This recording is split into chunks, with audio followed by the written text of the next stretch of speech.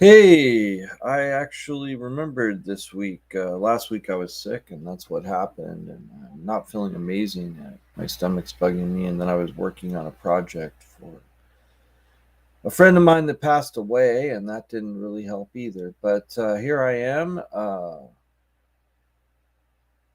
everything and all, as they say. And I guess we'll go with Superstar of the Week.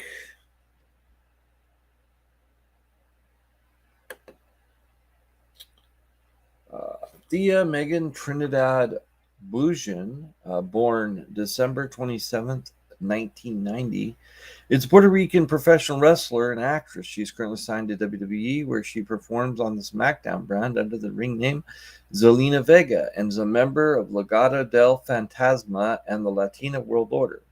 She's a former WWE Women's Tag Team Champion and the winner of the 2021 Queen's Crown Tournament.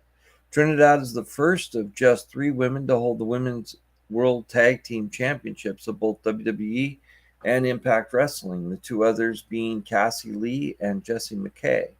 Trinidad is also known for her time in Total Nonstop Action Wrestling as Rosita, where she was a one-time TNA Knockouts Tag Team Champion with Sarita, and for various independent promotions under her real name. She debuted debuted on WWE NXT brand in 2019 under the ring name Zelina Vega, where she predominantly served as the manager of Andrade Cien Almos.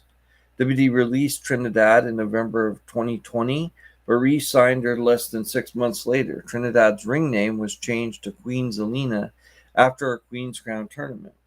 Trinidad portrayed fellow professional wrestler AJ Lee in the 2019 biographical film Fighting for My Family. Thea Megan Trinidad was born in the Borough of New York City on December 27th of 1990 and is of Puerto Rican descent. She grew up watching professional wrestling with her father, Michael, and younger brother, Timothy, and was inspired by Rey Mysterio and Lita. Her parents divorced when she and her brother were young, though they remained friends. She practiced swimming and baseball at school. When she was 10 years old, her father was killed in the September 11 attacks. He had worked as a telecom analyst for Cantor Fitzgerald at the World Trade Center and was on the 103rd floor of the North Tower when it collapsed. Her mother, Monique Ferrer, approached StoryCorps with the story of how she and her husband had met and that she experienced and what she experienced on the day of the attacks with his death, which StoryCorps used to create a short cartoon titled Always a Family as a way of honoring his memory. She has said it was because of her father that made her enter into the wrestling business. She was featured in an NBC special titled Children of 9/11 on September 5th, 2011. Growing up, she also worked as a counselor on a camp for children that had lost parents on 9/11 and also participated in charitable causes such as Habitat for Humanity with Tuesday's Children after Hurricane Katrina. At the age of 17, Trinidad began training under Javier Azriel and TJ Perkins. Trinidad made her professional wrestling debut under the ring name Divina Fly for National Wrestling Superstars on February 20th, 2010, in Bloomfield, New Jersey, where she competed against Brittany Savage in a losing effort. On the August 21st NWS event, Fly competed against Naya in a losing effort on October 1st at an NWS event. Trinidad, now under the ring name Snooki Fly, teamed up with Judas Young and Mike Dennis in a losing effort to Brittany Savage and Team Supreme in a mixed tag team match. On February 20th, 2010, she made her debut for Women's Superstars Uncensored under the ring name Divina Fly in a losing effort against Brittany Savage.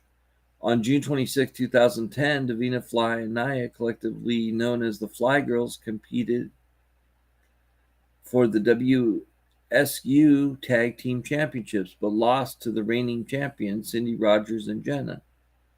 On September 11, 2010, Davina Fly won a match against newcomer Candy Cartwright with a fly cutter. After being discovered by Tommy Dreamer, Trinidad wrestled in a tryout dark match at Total Nonstop Action Wrestling Impact television tapings on January 11th, 2011, losing to Angelina Love. On January 27th, it was reported that Trinidad had signed a contract with the promotion. On February 10th episode of Impact, Trinidad, under the ring name Rosita, debuted as the storyline cousin of Sarita in an 8-women tag team match where the two of them teamed with Madison Rayne and Tara and defeated Angelina Love, Mickie James, Velvet Sky, and Winter when Rosita pinned Sky. And so that's basically everything that is our superstar of the week, Selena Vega. And we, of course, are going to be going into AEW pretty soon. And we have Jon Moxley versus Kenny Omega, which I don't know how that's going to go. The story leading up to it's been fairly okay, but not necessarily the most amazing story. Looking at the card, I guess that's the big thing, but I didn't find, like, they're saying it's going to be pay-per-view quality, but as far as the rest of the matches tonight, I'm not really that impressed. Orange Cassidy is going against a newcomer who I don't even know who it is.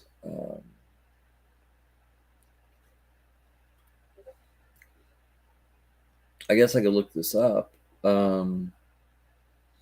Ray Phoenix is going against Claudio Castagnoli. That could be good. I haven't seen them go against each other. And of course, we're just coming off of a pay-per-view, which is the reason I was looking at Selena Vega. The pay-per-view, of course, being Backlash, where Selena Vega tried to win against Rhea Ripley and did not succeed. It was a pretty good show. I watched some of it. I say some of it because I had some interesting sleeping issues where I was having problems following along to that point. And that was with, I was watching Io Sky against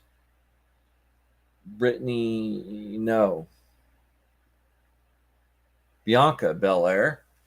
And sorry about that, folks. Against Bianca Belair. And that was pretty cool. Bianca won, but Io Sky did some great moves, and it was really a pretty good match. Another good match was the street fight between Bad Bunny and Damian Priest, and that was pretty decent. Like I said, I did pass out. Some of the aftermath of that was good though, when Latino World Order came in, and also Savio Vega and Rey Mysterio being part of Latino World Order, but also still being kind of their own thing at the same time. And we had Seth Rollins versus Almost. That was a fairly interesting fight. I did not. And then, of course, Kevin Owens and Sami Zayn versus Riddle versus the Usos and Solo Sikoa. That was a pretty decent match. And of course, the capstone, although they said it was a double main event of Cody Rhodes versus Brock Lesnar, which was brutal and left Brock bleeding as he lost. So that was pretty cool. This week we had Raw, which was actually a pretty good Raw. We had two matches that were three-way dances. We had I'm just trying to remember Seth Rollins.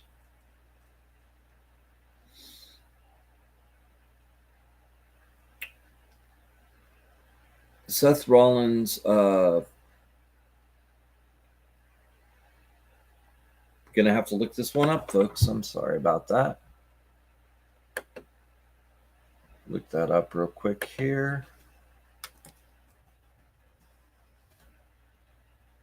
Raw results 5, 10, 23.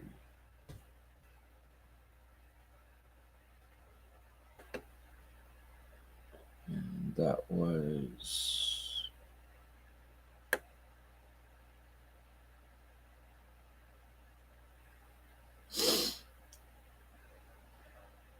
no. I don't know why it went that way when I didn't ask it to. 5, 10, 23. It's 5, 10, 23. Oh, today's 5, 10, 23. That's why it's not Raw. It'd be today is 3, so it would be the 8th, I believe. Let me try that.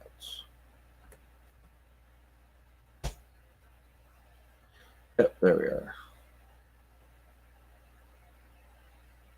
And we'll just go WrestleZone. I used to like WrestleZone.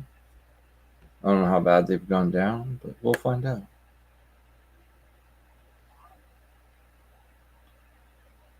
We had yes, the Seth Rollins, Shinsuke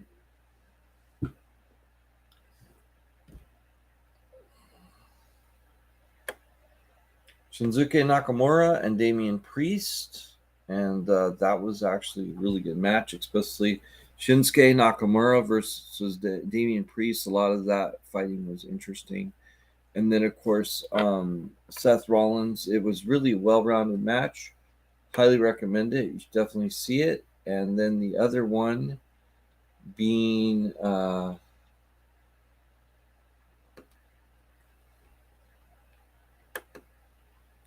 they've got it split into 3 pages, which is a bit much, but that's fine. This is all from WrestleZone. Then they had a Mustafa Ali versus Otis, which had Gable. That was an okay match. That was probably one of the ones that I think was really that good.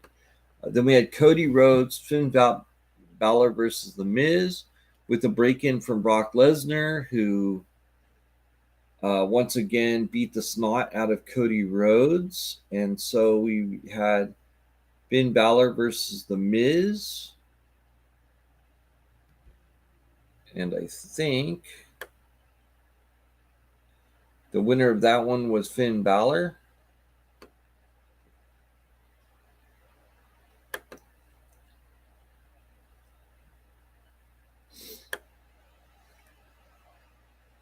Then we had the women's champion with versus Dana Brooke, and of course Rhea Ripley won that one.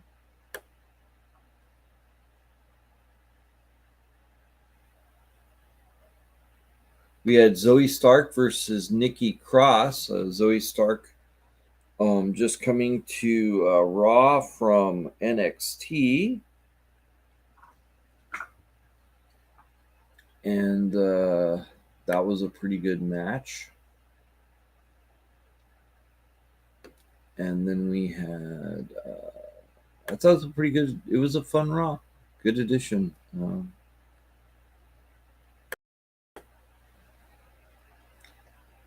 There was Trish Stratus challenging Becky Lynch, and Becky came in and responded. There was Xavier Woods versus Dominic Mysterio, which was actually pretty good with, oddly enough, Dominic winning.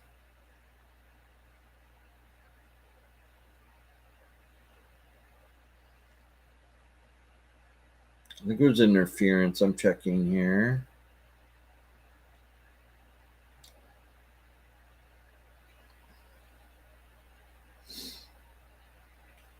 After the break, works over Woods.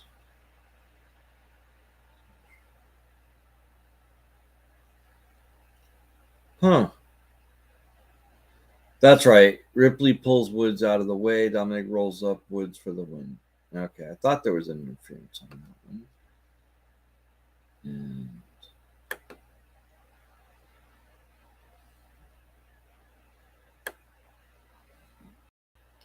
then we I thought we had World Heavyweight Championship Tournament match, Finn Balor versus Seth freaking Rollins. And I actually missed this, but the winner of the match was Seth freaking Rollins. Okay, so that is what happened on Raw. And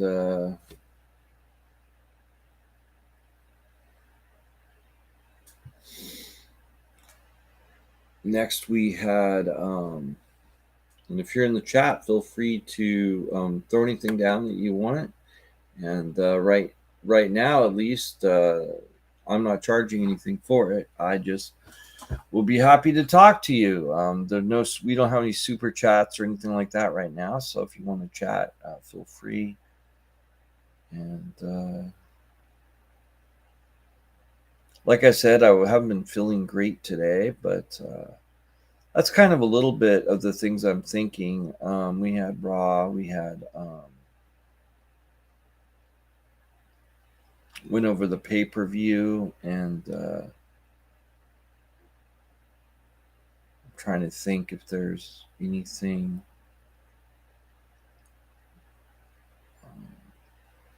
Like I said, as far as tonight on AEW, I don't know, but I have been surprised. So there might be something that we're not expecting. Now, maybe the card will have some extra pep in its step. But right now, it's a cage match between Jon Moxley and Kenny Omega, which, while that is a pay-per-view quality match, the rest of the matches didn't really excite me. Although, actually, I think Rey Fenix versus Claudio could be really good. I think that Rey Fenix is just a really good diamond as far as I'm concerned, and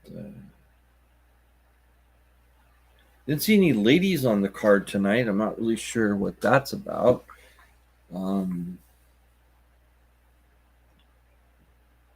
I don't know, but I know that that is pretty much what's going on. So I, like I said, still not quite feeling well. Am going to.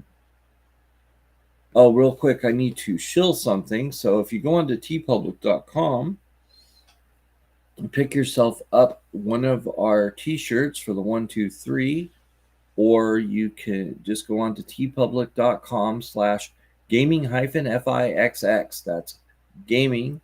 That's tpublic.com/gaming-fixx. And also, if you want that energy and you don't want the shakes, then you want to go on to Dubby. That's base is www.dubby.gg. That's www.dubby.gg, and just put in the code Gaming Fix Live, and you will get 10% off your purchase, and that helps us out, and we really appreciate it. And thank you for listening to the 1, 2, 3. I wish I had a little bit more, but right now I do not. Except for the TV deal that could be coming. It looks like there's a good possibility, not just Collision, which everybody knows about, but also the fact that it looks like AEW may be getting $1 billion deal with Time Warner Media, in which they would have exclusive rights to all of the content that's put together by AEW, and they would also be offered streaming. So there'd be a streaming and pay-per-view platform of the W of Warner Brothers, and that would probably be through Max. So they'll be on Max. But that news is expected to come out on the when they have the television convention in a week. So we'll see how that goes. Anyway, thanks for tuning in, and hope to see you again. But I am going to go and enjoy the show.